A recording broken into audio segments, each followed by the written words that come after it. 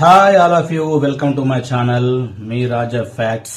అయితే ఈరోజు టాపిక్ ఏంటంటే నిన్న జరిగిన డబుల్ ఎలిమినేషన్ శ్రీజ అండ్ ఫ్లోరాది ఎవరి ఫేర్ ఎలిమినేషన్ ఎవరు అన్ఫేర్ ఎలిమినేషన్ అని మనం అనుకుంటున్నాం. ఈరోజు దాని గురించి మాట్లాడుకుందాం అండి. ఈ డబుల్ ఎలిమినేషన్ లో శ్రీజాది ఫెయిర్ ఎలిమినేషనా అన్ఫేర్ ఎలిమినేషనా అనే దాని గురించి కొంచెం క్లియర్ గా మాట్లాడుకుందాం. అయితే ఈ వీడియో చూసే ప్రతి ఒక్కరు ఏంటంటే వీడియోని ఎక్కడ స్కిప్ చేయకుండా కంటిన్యూగా చూడండి. ఎందుకంటే మీరు ఈ ఎలిమినేషన్ ఫెయిరా అన్ఫేరా మీకు తెలుసుకోవాలంటే నేను ఎక్కడ ఏ పాయింట్ చెప్తానో మీకు తెలియదు కాబట్టి వీడియో కంటిన్యూగా చూస్తేనే మీకు అర్థం అవుద్దండి. Let's video start now.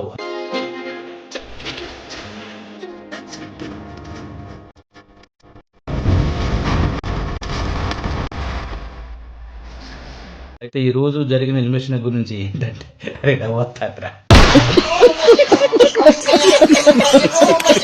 అయితే నిన్న జరిగిన ఎలిమినేషన్ లో శ్రీజ ఎలిమినేషన్ అన్ఫేర్ ఎలిమినేషన్ అని చాలా మంది అంటున్నారు. అంటే నిజంగా నేను కూడా అనుకున్నా ఫస్ట్ శ్రీజ హౌస్ లో వచ్చినప్పుడు 2-3 వారాలు అయితే ఆమె ఎప్పుడు ఎలిమినేషన్ అవుద్దా అని ఎంతో ఎదురు చూశాను. నేను కూడా శ్రీజ ఎలిమినేట్ అయ్యేసరికి నాకు ఎక్కడో బాధ అనిపించింది. ఎందుకంటే ఆ అమ్మాయి బాగానే ఆడుతుంది. సాటర్డే నాగార్జున గారు వచ్చినప్పుడు కూడా అరే ఏంటి శ్రీజ మంచి ఫైర్ గా ఆడుతుంది, నెంబర్ 1 ఉంది గేమ్స్ లో అన్నారు, ఇవాళ ఎలిమినేషన్ చెప్తున్నారు ఏంటి యూట్యూబ్ లో అందరూ అని అనుకున్నా. చాలా ఇది ఇట్టట జరుగుద్ది, అసలు మంచి ప్లేయర్ ని ఎలిమినేషన్ చేయటం జరగదు కదా, ఇది దేనికోసం జరిగింది ఏంటా, ఇది నిజంగా ఫెయిర్ ఎలిమినేషనా లేకుంటే అన్ఫేర్ ఎలిమినేషనా అని దానికోసం పర్టికులర్ గా నేను బిగ్ బాస్ చూశానండి. నిజంగా బిగ్ బాస్ చూడటం అసలు ఇష్టమే ఉండదు, కానీ దాని గురించి చూశాను. అయితే ఇక్కడ జరిగింది ఏంటంటే నిన్న సాటర్డే ఫ్లోరా గారి ఎలిమినేషన్ జరిగింది. అది మాత్రం 100% రియల్. కాకపోతే ఏంటంటే ఫ్లోరా గారి ఎలిమినేషన్ లో కూడా ఒక ట్విస్ట్ ఉందండి. ఆమె ఎందుకంటే ఈ గత 3-4 వారాలు చూసుకుంటే ఆమె ఆడిన ఆట మాత్రం ఏమీ లేదు. అయితే ఏంటంటే ఆమెను ఎలా ఎలిమినేట్ చేద్దామో అని ఆలోచించి ముందే బిగ్ బాస్ టీం ఏం చేశారంటే 2 వారాలు నువ్వు డైరెక్ట్ గా నామినేట్ అవుతావు ఎలిమినేషన్ కానీ ముందే హింట్ ఇచ్చారు మనకి. అది ఎవరు గెస్ట్ చేయలేదు, ఆమె కూడా పాపం గెస్ట్ చేయలేకపోయి ఉంటది.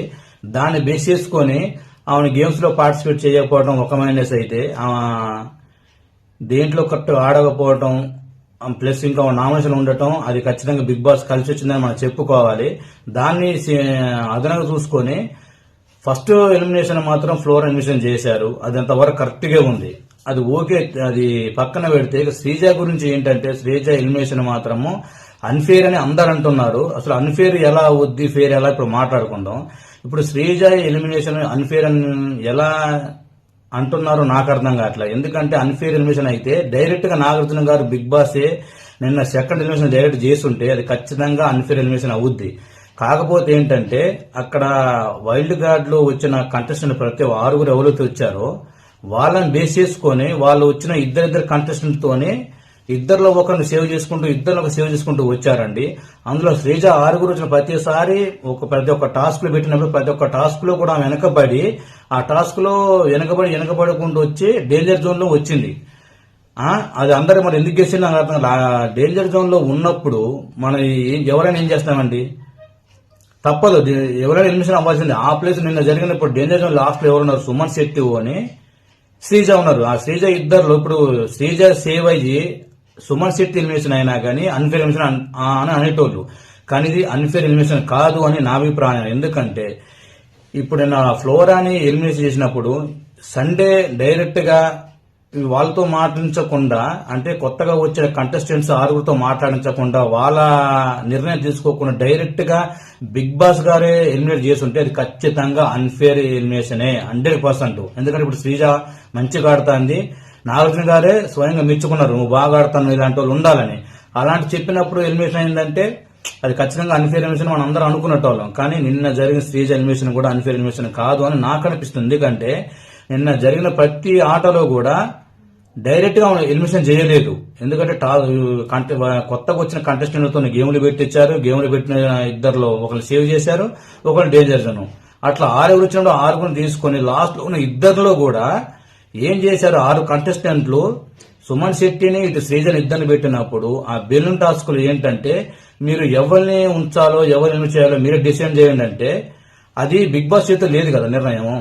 అది బిగ్ బాస్ వాళ్ళు చెప్పి పంపించలేదు, ఇలా చెప్పండి అని బిగ్ బాస్ చెప్పలేదు, నాగార్జున గారు చెప్పలేదు.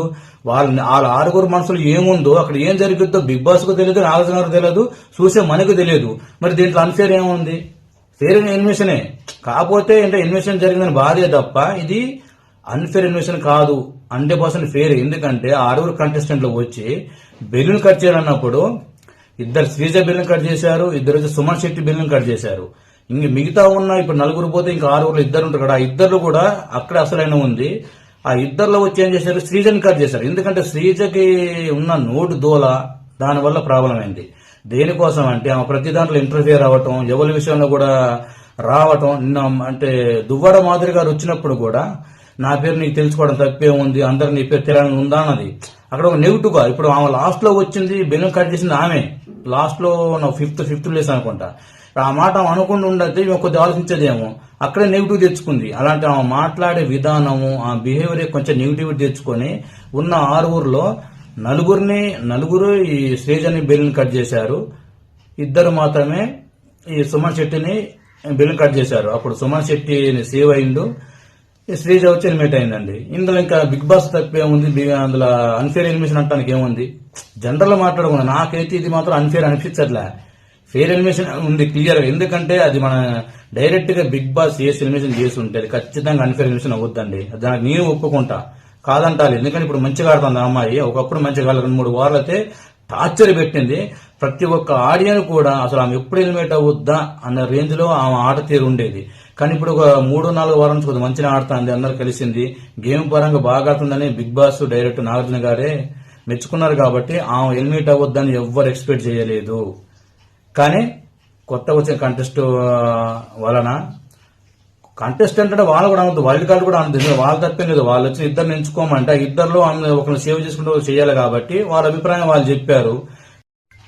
ఇదండి మ్యాటర్. సింపుల్ గా చెప్పాలంటే సుమన్ శెట్టికి తక్కువ బెలూన్ దిగటం వల్ల తను సేఫ్ అయిందండి. శ్రీజకి ఎక్కువ మంది బెలూన్ దింపటం వల్ల తను ఎలిమినేషన్ అయింది. ఇందులో ఫెయిర్ అన్ఫెయిర్ అంటానికి మాత్రం నాకు ఏం అనిపించలేదండి. 100% శ్రీజ ఎలిమినేషన్ ఫెయిర్ గానే ఉంది. ఓకే, నేనైతే మీకు ఇన్ఫర్మేషన్ జెన్యున్ గా 100% ఇచ్చానని నేను అనుకుంటున్నా. నేను చెప్పిన రివ్యూ మీకు నిజంగా నచ్చిందో లేదో నాకు కామెంట్ బాక్స్ లో కామెంట్ చేయండి. ఓకేనా అండి? నేను చెప్పడానికి కూడా ఏమీ లేదండి. మీ అభిప్రాయం ఏంటో నాకు చెప్పండి. నాకు శ్రీజ అంటే కోపం లేదు, అలాగని సుమన్ శెట్టి అంటే ప్రేమ లేదు. ఏదో రివ్యూ మాత్రం అన్ఫేర్ ఎలిమినేషన్ అంటా ఉంటే అది వీడియో చూసి మీకోసం మీకు చెప్పాలనే తాపత్రయంతో ఈ వీడియో చేయడం జరిగింది, మీకు చెప్పడం జరిగింది. ఓకేనా అండి? ఏది అది నేను చెప్పింది రైటో రాంగో మీ అభిప్రాయాన్ని నాకు కామెంట్ బాక్స్ లో కామెంట్ చేయండి, నాకు సపోర్ట్ చేయండి. ఓకేనా ఫ్రెండ్స్? ఎందుకంటే ముఖ్యంగా ఏంటంటే మీరు నా ఛానల్ అయితే ఫస్ట్ టైం చూసినట్టయితే నా ఛానల్ సబ్స్క్రైబ్ చేసుకుని నాకు కొంచెం సపోర్ట్ చేయండి ఫ్రెండ్స్. ఎందుకంటే నేను కొత్త యూట్యూబ్ ఛానల్ స్టార్ట్ చేశాను.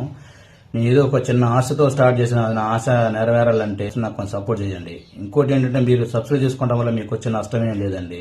మీరు ఎంతో మంది వీడియోలు చూస్తూ ఉంటారు, సబ్స్క్రైబ్ చేసుకుని ఉంటారు. అందులో నేను ఒక అనుకున్న నా ఛానల్ సబ్స్క్రైబ్ చేసుకుని నాకు సపోర్ట్ చేయండి ఫ్రెండ్స్. ఓకేనా? Love you all, me Raja.